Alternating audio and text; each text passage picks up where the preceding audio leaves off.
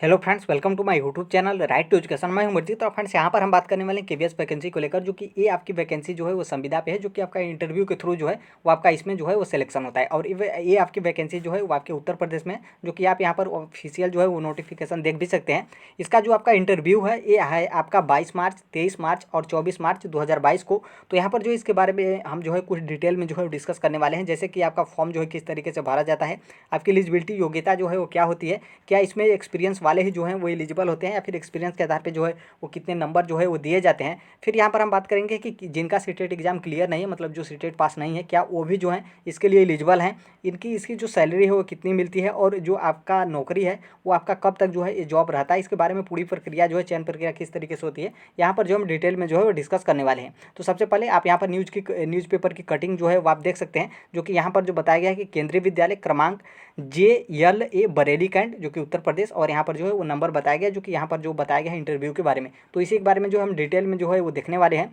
तो इसके बाद हम जाएंगे, बाकी आप ऑफिशियल आप जो है ऑफिशियल वेबसाइट पर भी जाकर जो है आप देख सकते हैं। आप सर्च करेंगे KVS JLA बरेली, ध्यान रखिएगा आपको ये सर्च करना पड़ेगा JLA बरेली, क्योंकि इसी में जो है वैकेंसी निकाली गई है। क्योंकि आप बरेली सिर्फ सर्च करेंगे तो बरेली के जितने भी केंद्रीय विद्यालय हैं वो जो है ऑटोमेटिक जो है वो आ जाएंगे। तो बाकी ये जो है ऑफिशियल वेबसाइट है, बाकी इसका लिंक जो है हम कमेंट बॉक्स में शेयर कर देंगे, तो वहाँ से भी आप डायरेक्ट जो है आप ऑफिशियल वेबसाइट पर जाकर जो है वो पढ़ सकते हैं। तो यहाँ पर जो है आप यहाँ पर नीचे यहाँ पर देखेंगे, तो यहाँ पर जो है इसके बारे में जो वैकेंसी है इसके बारे में कंप्लीट नोटिफिकेशन जो है वो दिया गया है। तो पीडीएफ में होगा, 5-6 पेज का है, तो उसको आप डाउनलोड करके जो है वो पढ़ सकते हैं। बाकी इस पीडीएफ को जो हम टेलीग्राम पे शेयर कर दिए हैं, जो कि कमेंट बॉक्स में लिंक रहेगा, तो वहाँ से भी आप जाकर जो है वो देख सकते हैं। तो यहाँ पर जो है सबसे पहले हम इस वैकेंसी के बारे में धीरे धीरे मतलब एक एक पॉइंट जो है वो आगे बातें करते जो है हम चले जाएंगे। तो ये देखिए आपका है जो इसके बाद ये जो है आपका इंटरव्यू के थ्रू जो है वो आपका सिलेक्शन होता है। फिर यहाँ पर जो है जो अभ्यर्थी है उसको जो है स्वयं जाकर जो है वो एक डेट दिया जाता है और एक टाइम दिया जाता है।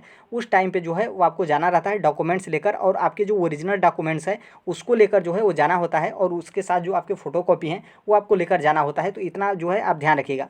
फिर यहाँ पर हम ये डेट के बारे में बताएं, तो जो आपका TGT और PGT का है वो उसका जो आपका इंटरव्यू होगा 22 मार्च 2022 को। बाकी जो आपका PRT का है मतलब प्राथमिक का है, उसका इंटरव्यू आपका होगा 23 मार्च 2022 को। बाकी जो कंप्यूटर अनुदेशक, खेल प्रशिक्षक और जो आपके डॉक्टर हैं और काउंसलर हैं, नर्स हैं, इनका जो आपका इंटरव्यू है ये है आपका 24 मार्च 2022 को। तो ये जो है आप डेट जो है वो ध्यान रखिएगा। और यहाँ पर टाइमिंग भी जो है वो ध्यान रखिएगा, 8 बजे से 10 बजे, सुबह के 8 से 10 बजे जो है इसके बीच में ही जो है आपको जाना है। बाकी आपको रजिस्ट्रेशन कराना पड़ेगा उसी विद्यालय में जाकर, तभी जो है आप इंटरव्यू के लिए जो है पात्र होंगे। अब यहाँ पर ध्यान रखिएगा कि ये जो आपका 8 से 10 बजे जाना है, ये आपके मतलब जो डेट यहाँ पर बताया गया है इस डेट में। और क्या ऐसा है कि रजिस्ट्रेशन होने के बाद इंटरव्यू के लिए बुलाया जाएगा, तो ऐसा बिल्कुल नहीं है। आपका रजिस्ट्रेशन होगा उसके कुछ समय बाद ही जो है आपका तुरंत जो है वो इंटरव्यू जो है वो ले लिया जाता है। तो इस बात को जो है वो आप ध्यान रखिएगा। तो यहाँ पर जो डेट ध्यान रखिएगा। फिर यहाँ पर हम बात करते हैं आगे, तो यहाँ पर जो आपका नोट लिखा है, यहाँ पर जो ऑफिशियल वेबसाइट के बारे में बताया गया है, लेकिन यहाँ पर हम बता दें कि जो यहाँ पर बताया गया है दूसरे पॉइंट पे, यहाँ पर देख सकते हैं कि यदि आपके पास कोई अनुभव प्रमाण पत्र है तो वो भी आप जो है वो ले जा सकते हैं। उसको उसमें उससे आपको फ़ायदा क्या होगा कि आपको कुछ नंबर जो है वो दिए जाते हैं। तो जिनके पास कोई भी एक्सपीरियंस है उस एक्सपीरियंस को जो है भी आप जो है वहाँ पर शेयर कर सकते हैं। बाकी जिनके पास कोई एक्सपीरियंस नहीं है, मतलब जो नए हैं, वो भी जो है वो जा सकते हैं। ध्यान रखिएगा, ऐसा नहीं है कि जिनके पास एक्सपीरियंस नहीं है वो जो है वो नहीं जा सकते हैं। तो इस बात को ध्यान रखिएगा, दोनों लोग जो है वो जा सकते हैं।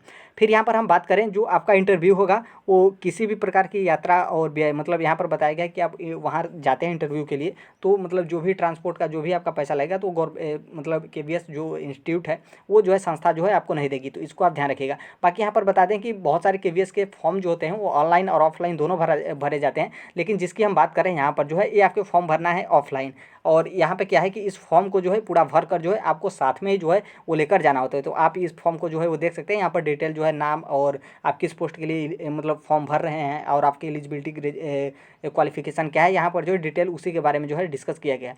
फिर इसके बाद हम चलेंगे नीचे, तो यहाँ पर जो है आप ध्यान रखिएगा, यहाँ पर जो है आपके जो PGT और TGT के सब्जेक्ट कॉम्बिनेशन होते हैं यहाँ पर जो बताया गया है। तो यहाँ पर जो डिटेल में आपका जो क्वालिफिकेशन है यहाँ पर जो है उसके बारे में बताया गया, तो ये आप अच्छे से डाउनलोड करके जो है वो आप पूरा जो है वो पढ़ सकते हैं। तो यहाँ पर जो है वो आपके पीजीटी के लिए है। फिर इसके बाद आप नीचे आएंगे तो यहाँ पर जो है आपके टीजीटी के लिए है। तो अब आप पीजीटी और टीजीटी दोनों की जो आपके क्वालिफिकेशन है आप जो है डाउनलोड करके अच्छे से जो है एक एक और सब्जेक्ट कॉम्बिनेशन वाला जो मैटर है वो जो है आप पढ़ सकते हैं। बाकी यहाँ पर पीआरटी के लिए जो है बताया गया है, पीआरटी में आपका डीएलएड है वो भी जो है वो एलिजिबल है। बाकी यहाँ पर पीआरटी में आपका बीएड है वो भी एलिजिबल है, लेकिन आप यदि बीएड किए हैं तो ध्यान रखिएगा कि आपको आपके पास जो है 6 महीने का ब्रिज कोर्स जो है वो होना चाहिए। बाकी यहाँ पर स्टाफ नर्स और जो डॉक्टर हैं उनके लिए, फिर जो काउंसलर हैं उनके लिए जो है यहाँ पर क्वालिफिकेशन जो है इसके बारे में बताया गया। तो आप डाउनलोड करके अच्छे से जो है एक एक पॉइंट को जो है पढ़ सकते हैं। तो यहाँ पर जो है इसके बारे में ये था। बाकी यहाँ पर हम बता दें सीटेट के लिए, तो देखिए क्या है यहाँ पर जो है वो आपका साफ साफ बताया गया है कि जिनके पास भी सीटेट